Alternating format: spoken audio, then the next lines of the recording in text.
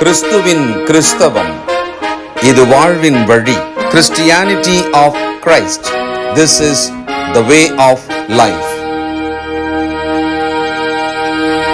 பரிசுத்த ஆண்டவர் இயேசு கிறிஸ்துவின் இனிய நாமத்திலே உங்களை வாழ்த்தி வரவேற்கிறேன். ஞானோபதேசம் வாய்ஸ் டீச்சிங் வழியாக உங்களை சந்திக்கிறதுல மகிழ்ச்சி. பிரியமானவர்களே, நம்முடைய பழைய சேனல் முடக்கப்பட்டிருக்கிறது. அதை இன்னும் சீர் செய்ய முடியவில்லை. பழைய நிகழ்ச்சிகளுக்கு நீங்கள் அங்கு சென்று அங்கே இருக்கிற பழைய நிகழ்ச்சிகளை எல்லாம் பார்க்கலாம். அதில் ஒன்றும் பிரச்சனை இல்லை. அதே பெயரில் இப்பொழுது நான் பேசிக்கொண்டிருக்கிற இந்த புதிய சேனல் வழியாக தற்பொழுது செய்திகள் வருகிறது. கர்த்தருக்கு சித்தமானால் அந்த பழைய சேனலை சரி செய்தால் அதில் மீண்டும் இதையும் நாம் ஒளிபரப்பு செய்யலாம். தொடர்ந்து கர்த்தருடைய வார்த்தையை கேளுங்க. பலர் கேட்டு என்னாச்சு அப்படின்னு சொல்லி தொடர்பு கொண்டு நீங்கள் மீண்டும் இதை பார்ப்பதற்காக நன்றி சொல்லுகிறேன். மற்றவர்களுக்கு அறிமுகம் செய்யுங்க. கொஞ்ச நேரம் கர்த்தருடைய வார்த்தையை பிறர் கேட்பதற்கு நாம் பிரயோஜனமாக இருக்கலாம். நீதிமொழிகள் 26ஆம் அதிகாரம் 23ஆம் வசனம். நேச அனலை காண்பிக்கிற உதடுகளோடு கூடிய தீய நெஞ்சம் வெள்ளிப்பூச்சு பூசிய ஓட்டை போல் இருக்கும். ஓடு, மண் ஓடு இருக்கு இல்லையா, பானை ஓடுன்றோம் இல்லையா, வெள்ளி பூச்சு பூசி க்ளீனாக அப்படியே வெள்ளி தகடு மாதிரி, வெள்ளி அப்படியே வெட்டி எடுத்த மாதிரி ஒருத்தர் கையில் கொடுத்தா அது பார்க்கும்போது வெள்ளி அப்படியே மின்னும். ஆனால் உள்ளே மண் ஓடு மேலே பூச்சி பூசியிருக்காங்க, மேம்பூச்சி பூசியிருக்காங்க. அது மாதிரி நேச அனலை காண்பிக்கிற உதடுகளோடு கூடிய தீய நெஞ்சம். வெளியில் பேசும் பொழுது அந்த அன்பின் அனல் தெரிகிறதாம். உள்ளுக்குள்ளே தீய நெஞ்சம் வைத்துக்கொண்டு அந்த நபரிடம் இவர்கள் பேசுவார்களாம். நாமும் இந்த மாதிரி பேசியிருக்கிறோம், பிறர் நம்மிடம் பேசியிருக்காங்க. ஆனால் நாம் அப்படி செய்யக்கூடாது. உள்ளுக்குள்ளே தீமையான எண்ணங்களோடு, ஆனால் அவர்களிடம் பேசும்பொழுது மாத்திரம் நாம் அன்பாக இருக்கிறதை போல பேசிவிடுகிறோம். நாம் அப்படி இருக்கக்கூடாது. இது எப்படி இருக்குன்னா, நீதிமொழிகள் 4:24 எப்படி வாசிக்கிறோம். வாயின் தாறுமாறுகளை உன்னை விட்டு அகற்றி உதடுகளின் மாறுபாட்டை உனக்கு தூரப்படுத்து. இருதயம் ஒரு விதமாக, பேசுவது இன்னொரு விதமாக. இருதயத்துக்குள்ளே பகை, கசப்பு எல்லாம் வச்சுக்கிட்டு வெளியில் அன்பாக இருக்கிறதை போல, இரக்கம் காட்டுவதை போல பேசுவது. இன்றைக்கு இந்த உலகம் அப்படி தான் அநேகரை வஞ்சித்து அன்பு காட்டுவது போல காண்பித்து பிறகு அவர்களை மொத்தமாக அழிக்கிறது. 10ஆம் அதிகாரம் 18 முதல். பகையை மறைக்கிறவன் பொய்யுதடன், புறங்கூறுகிறவன் மதிகேடன். சொற்களின் மிகுதியில் பாவம் இல்லாமற் போகாது, தன் உதடுகளை அடக்குகிறவனோ புத்திமான். நீதிமானுடைய நாவு சுத்த வெள்ளி, துன்மார்க்கனுடைய மனம் அற்ப விலையும் பெறாது. இது ரொம்ப அழகாக அந்த 3 வசனங்களும் அந்த இருதயமானது எப்படி இருக்கிறது, சொல் எப்படி இருக்கிறது, அதில் முரண்பாடு எப்படி இருக்கிறது, அதில் பொய் இருக்கிறதா, மாய்மாலம் இருக்கிறதா, இதெல்லாம் நீங்கள் கவனிங்கன்றார்.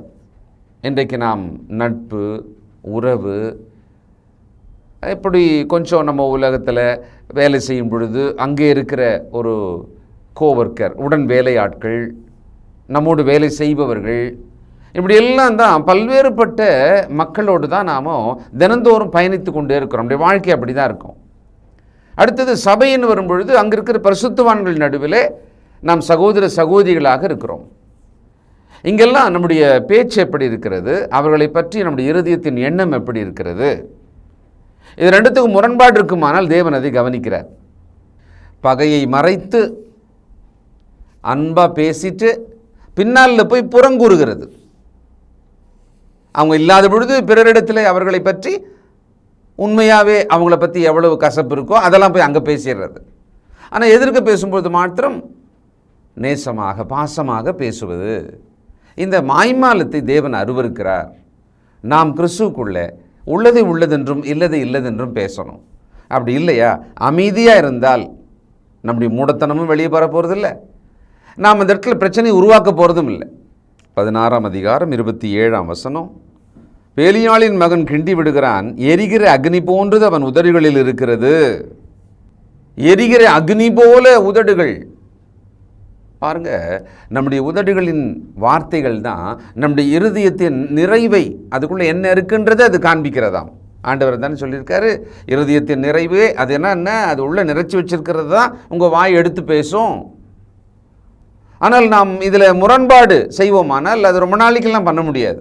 தீய நெஞ்சம் நேச அனல் கொண்டு பேசுவது தெரிஞ்சிடும். 1-2 முறையே தெரிஞ்சிடும். அவன் கண்டுபிடிச்சிருவாங்க, ஆஹா உள்ளுக்குள்ளே ஏதோ இருக்குது, அவங்க முகம் சரியில்லை, அவங்க முன்ன மாதிரி பேசலை, அன்பாக பேசுகிற மாதிரி தெரியுது, ஆனாலும் ஏதோ ஒரு வித்தியாசம் தெரியுது, கவனிச்சிருவாங்க. நம்ம ஒன்றா பழகிட்டு தானே இருக்கிறோம்.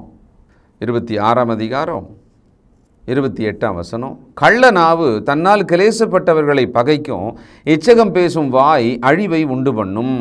கள்ள நாவு, அது என்ன கள்ள நாவு அப்படின்னா, உள்ள ஒன்று வச்சிருக்கிறது, வெளியே ஒன்று பேசுறது. அப்போது வாயினாலே பேசுவதுக்கும் உள்ளத்துக்குள்ளே அந்த நபரை பற்றிய எண்ணங்களுக்கும் ரொம்ப பெரிய வித்தியாசம் இருக்கிறது. 4 பேருக்கு முன்னால் ரொம்ப அழகாக பேசுகிறது, பிறகு அவர்களை பற்றி நாம் தவறாக பேசுவது, அதுதான் நம்ம மனசில் இருக்கு. நாம் அப்படி செய்கிறோமா? கிறிஸ்துவுக்குள்ளே நம்முடைய சகோதர சகோதரிகளை பற்றி, குறிப்பாக பெண் பிள்ளைகளை பற்றி பலர் பேசும் பொழுது அவருடைய வாழ்க்கை அது எவ்வளோ பாதிக்கும்? இன்றைக்கு பலவிதமான அபிப்பிராயங்களை ரொம்ப உறுதியாக தாங்கள் கேள்விப்பட்டதை தாங்களே பார்த்ததை போல பேசும் ஒரு மக்களாக இன்றைக்கி நம்ம மாறிட்டோம். அதனால் பிறரை பற்றி நம்ம என்ன பேசுகிறோமோ அதில் நமக்கு உண்மைத்தன்மை தேவைப்படுது. இல்லைன்னா பேசாமல் இருக்கலாம், அதை பற்றி பேசாமல் இருக்கலாம். யார் கேட்டால் நம்மளை எல்லாரும் உங்கள் இருதயத்துக்குள்ளே என்னெல்லாம் இருக்குது அப்படியே சொல்லுங்கன்னு நம்மளை கேட்டுட்டா இருக்கிறாங்க, உலுக்கிட்டா இருக்காங்க? இல்லையே, நாம தானே பேசுகிறோம். ஒருவர் கேட்க ஆவலாக இருந்தால் பேசுகிறோம். நாம் ஆவலாக பேசுவதற்காக ஒருவரை கண்டுபிடிக்கிறோம். நேச அனலோடு கூடிய பேச்சு, அனல் தீய நெஞ்சம். 17 அதிகாரம் 20வது வசனம். மாறுபாடான இருதயம் உள்ளவன் நன்மையை கண்டடைவதில்லை, புரட்டு நாவுள்ளவன் தீமையில் விழுவான். நல்லா பார்த்தோம்னா மனதுக்குள்ளே தீமை இருக்கிறது, பேசுவது அன்பாக நான் இருக்கிறேன், உன் மீது அன்பாகத்தான் இருக்கிறேன் என்று பேசிவிடுவது. இந்த இடத்துல மாறுபாடு இருக்குங்களா? அடுத்தது வாய் என்ன ஆகிப்போச்சு? புரட்டு வாயாக இருக்குது. இப்போ உள்ள ஒன்று ஆனால் பேசுறது ஒன்று இல்லையா? புரட்டு வாய், கள்ள நாவு, பொய், மாய்மாலம், இவ்வளவும் அதுக்குள்ள ஒரு கூட்டாக இருக்கிறது. இதை என்ன சொல்கிறாருன்னா, மாறுபாடான இருதயம் உள்ளவன் நன்மையை கண்டடைவதில்லை. ஆக்சுவலாக அவன் என்ன பண்ணுறான்னா, இந்த மாறுபாடு புரட்டு நாவுள்ளவனாக இருக்கிறான், இவன் தீமையிலே விழுவான். இவன் இப்படி பேசுறதுனால, இப்படி நடக்கிறதுனால இவன் தீமையிலே விழுவார்களாம். 22ஆம் அதிகாரம் 11வது வசனம். சுத்த இருதயத்தை விரும்புகிறவனுடைய உதடுகள் இனிமையானவைகள், ராஜா அவனுக்கு சிநேகிதனாவான். சுத்த இருதயத்தை விரும்புகிற, இருதயத்தில் என்ன இருக்கிறதோ பேச்சும் அதுவாக. இருதயத்தில் கசப்பு இருக்குமானால் அந்த கசப்பு நீங்க, மன்னிப்பு தேவையா, மன்னிப்பு வாங்கணுமா கொடுக்கணுமா, அதை செஞ்சுட்டு அந்த கசப்பை நீக்கிடணும். பிறகு நாம் உள்ளதை உள்ளதென்று பேசணும், உண்மையை பேசணும், நம்முடைய பேச்சு நேர்மையாக இருக்கணும்.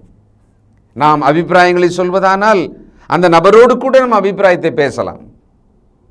அதுக்கும் ஒரு எல்லை, ஒரு கட்டுப்பாடு நமக்கு தேவைப்படுது. சின்னவங்க பெரியவங்க கிட்ட தங்கள் அபிப்பிராயங்களை அப்படியே எடுத்தோம் கவுத்தோன்னு பேசிட முடியாது இல்லையா? இப்போ அதுலேயும் நமக்கு ஒரு அடக்கம் தேவைப்படுகிறது. ஆக நம்முடைய இருதயம் எப்படி இருக்கிறது, நம்முடைய வாயின் வார்த்தைகள் எப்படி இருக்கிறது, நடுவில் அதை புரட்டி மாய்மாலும் அதில் ஒரு தீமை, இப்படிலாம் நம்ம பண்ணிட்டோன்னு சொன்னால் நாம் தீமையில் விழுவோம் என்பது ரொம்ப தெளிவாக தெரியுது. புதிய ஏற்பாட்டில் நாம் என்ன வாசிக்கிறோம்?